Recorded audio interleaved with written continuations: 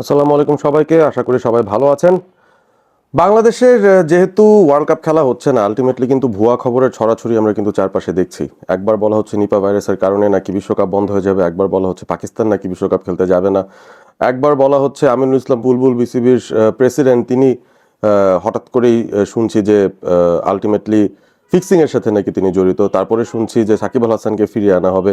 তারপরে শুনছি যে বাংলাদেশ সফরে নাকি জিম্বাবুয়েও আসতে চায় না। মানে অনেক ধরনের খবর চলছে আর কি। তো আলটিমেটলি যেটা হয় আর কি, যে কাজ না থাকলে খই ভাজতে থাকে সবাই, সেই খই ভাজার মতোই একের পর এক গুজব আমাদের চোখের সামনে কিন্তু চলে আসছে।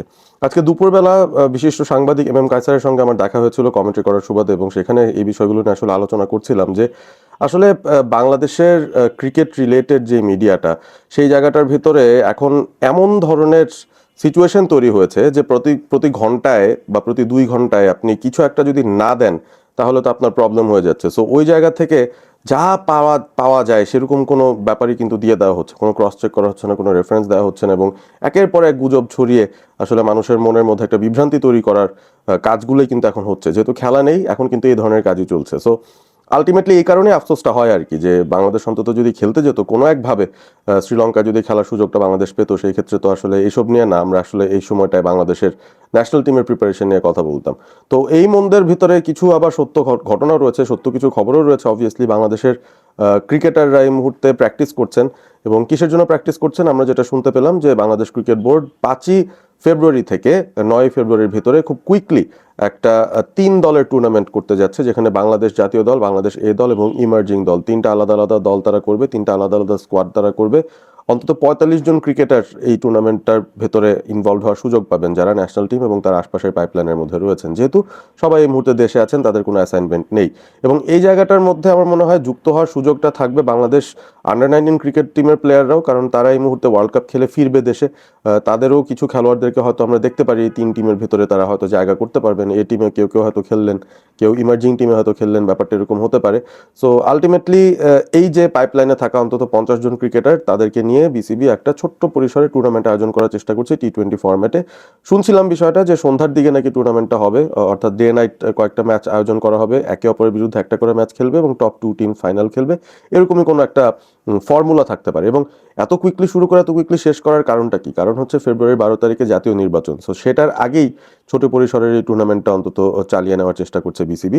তবে এখানে অনেকে ভিন্ন মত দিচ্ছেন, অনেকে অনেক ধরনের মতামত দিচ্ছেন। তারা আসলে বলছেন যে যেহেতু বাংলাদেশের পরবর্তী সিরিজটা ওডিআই এর, এবং শেষ পর্যন্ত 2027 ওয়ার্ল্ড কাপটা ওডিআই ওয়ার্ল্ড কাপ, যেটার প্রস্তুতি বাংলাদেশের নেওয়া উচিত, সেই জায়গা থেকে চিন্তা করলে আসলে T20 টুর্নামেন্ট না করে ওডিআই টুর্নামেন্ট করলে কেমন হতো।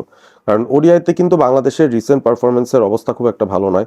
আফগানিস্তানের সঙ্গে আমরা চরমভাবে ব্যর্থ হয়েছিলাম তাদের ঘরের মাটিতে, ওয়েস্ট ইন্ডিজকে আমরা নিজেদের ঘরের মাটিতেই হিমশিম খেয়েছি তাদের হারাতে। এবং সেই জায়গার মধ্যে আমার কাছে মনে হয় যে ওডিআই টিমটা নিয়ে আসলেই খুবই সিরিয়াসলি কাজ করার একটা সময় চলে আসছে। খুব বেশি সময় কিন্তু আমাদের হাতে নেই, নেক্সট ইয়ারই বিশ্বকাপ। এই বিষয়টাই আমাদের মাথায় রাখাটা প্রয়োজন। এবং এই মুহূর্তে ওই বিশ্বকাপটাকে ঘিরেই দেখা গিয়েছে সাকিবকে নিয়ে একটা ছোটখাটো গুজব হলো যে তিনি আসছেন। গুজবই এখনো পর্যন্ত বলছে, কারণ আমার কাছে মনে হয় না যে রিয়েলিস্টিক্যালি সাকিব আল হাসান ফিরে আসবেন বা তার আসার সেরকম সম্ভাবনা তৈরি হবে। সো ওই জায়গা থেকেই আমার কাছে মনে হয় যে এরকম একটা সিচুয়েশন তৈরি হতে পারে। But irrespective of Shakib Al Hasan, বাংলাদেশের ওডিআই টিমটা নিয়ে আসলে চিন্তা করার একটা বিশাল বড় জায়গা রয়েছে, এবং সেই টিমটা নিয়ে চিন্তা করতে হলে আমরা ডোমেস্টিক লেভেলেও যদি খেলি কিছু একটা, I think it should be in ODI format. যেহেতু দিনে একটা করেই খেলার প্ল্যান করা হচ্ছিল এই টুর্নামেন্টটায়, আমার মনে হয় যে সেটা করলে তো মন্দ কিছু হতো না। আর আরও একটা ব্যাপার যেটা বুঝতে পারছি, আপনারা তো ইতিমধ্যে জেনে গেছেন যে আন্ডার 19 বাংলাদেশ জাতীয় দল, তারা কিন্তু ওই সুপার 6 পর্যন্ত গিয়েই থেমে গেছে। এবারের বিশ্বকাপ জেতার মিশন নিয়ে গিয়েছিল বাংলাদেশ জুনিয়র টিম, তারা কিন্তু বিশ্বকাপ জেতা তো দূরের কথা, সেমিফাইনালেও যেতে পারেনি। গ্রুপ পর্বেই দ্বিতীয় হয়ে পরবর্তী রাউন্ডে বাংলাদেশ গিয়েছিল, এবং সেখানে গিয়েও ভালো পারফরমেন্স তাদের কাছ থেকে হয়নি। ইংল্যান্ডের সঙ্গে বাংলাদেশ হেরেছে, এবং সর্বশেষ যে ম্যাচটা জিম্বাবুয়ের সঙ্গে সেটা চলছে, যে সময় আমি ভিডিওটা করছি সেটা তখনও চলছে। এবং বাংলাদেশ সেখানেও একটা চরম ব্যাটিং ভরাডুবির পর শেষ দিকে এসে আল ফাহাদ এবং লোয়ার অর্ডারের 2-1 জনের ব্যাটিংয়ে অন্তত 250 রান পার করতে পেরেছে, যেটা এই টুর্নামেন্টেই তাদের সর্বোচ্চ রান। সো ভেরি ডিসঅ্যাপয়েন্টিং বাংলাদেশের ওয়ানডে ব্যাটিংটা। আমরা ইভেন এজ লেভেল থেকেও যদি চিন্তা করি, রিসেন্ট টাইমসে খুবই স্ট্রাগল করছি আমরা। সো ওই জায়গাটার মধ্যেই আমার কাছে মনে হয়েছে যে ওডিআই ফরম্যাটের ম্যাচগুলো খেলা ইম্পর্টেন্ট, ভালো উইকেটে, যেন ব্যাটাররা সেই ওডিআই ছন্দটা পান। রিসেন্ট সময় আপনি দেখেন ওয়ানডেতে কি ঘটছে, সেখানে ইংল্যান্ড শ্রীলঙ্কা তারা যে একটা ওয়ানডে সিরিজ খেললো সেখানে 70-80 বলে 120-30 রান হচ্ছে, সেই রানগুলো করছেন ওডিআই ফরম্যাটে এই ব্যাটাররা। জো রুটরা রান পাচ্ছেন, পাথুম নিসাঙ্কারা বা হ্যারি ব্রুক যেভাবে রান করছেন, এইটা হচ্ছে এখনকার সময়ের ওডিআই টেম্পো। 350-400-র কাছাকাছি রান, সেটা আবার চেজ ডাউনও হয়ে যাচ্ছে বা খুব কাছাকাছি চলে যাচ্ছে দলগুলো। তো সেই জায়গায় আমরা এখনো কিন্তু খুবই খুবই পিছিয়ে আছে। আমি বলবো আগের তুলনায় আমাদের প্রোগ্রেসটা নেগেটিভের দিকে যাচ্ছে ওডিআইতে, এবং স্পেশালি ব্যাটিংয়ের জায়গাটাতে আমরা ওডিআই টেম্পোটা বুঝতে পারছি না। Either we are playing two slow, আমরা অনেক বেশি ডট খেলে ফেলছি, আবার অতি আগ্রাসী হতে গিয়ে জলদি উইকেট দিয়ে আসছি। সো ব্যালেন্স নেই আমাদের এই ব্যাটিংয়ের মধ্যে স্পেশালি, এবং সেই জায়গাটাই আসলে ঠিকঠাক করার একটা সময় সুযোগ আছে। দরকার পড়লে ক্যাম্প করে ব্যাপারটাকে আসলে ম্যাচ কন্ডিশনগুলো তৈরি করে সেভাবে করে খেলানোর একটা ব্যবস্থা করা যেতে পারে। না হলে এই যে টুর্নামেন্ট আয়োজন করছে বিসিবি, সেটাও বা আসলে ওয়ানডে ফরম্যাটে হলে অসুবিধা কী ছিল? তাহলে কিন্তু একটা প্লেয়ারদের প্র্যাকটিস হতো, অন্তত ওয়ার্ল্ড কাপের একটা আগাম প্রিপারেশনের কথাও চিন্তা করা যেত। এবং পরবর্তী যেই বায়োল্যাটারাল সিরিজ আমাদের, সেটাও কিন্তু পাকিস্তানের সাথে ওই ওডিআই সিরিজই মার্চ মাসে। সো সেটারও একটা প্রিপারেশন আসলে হয়ে যায়।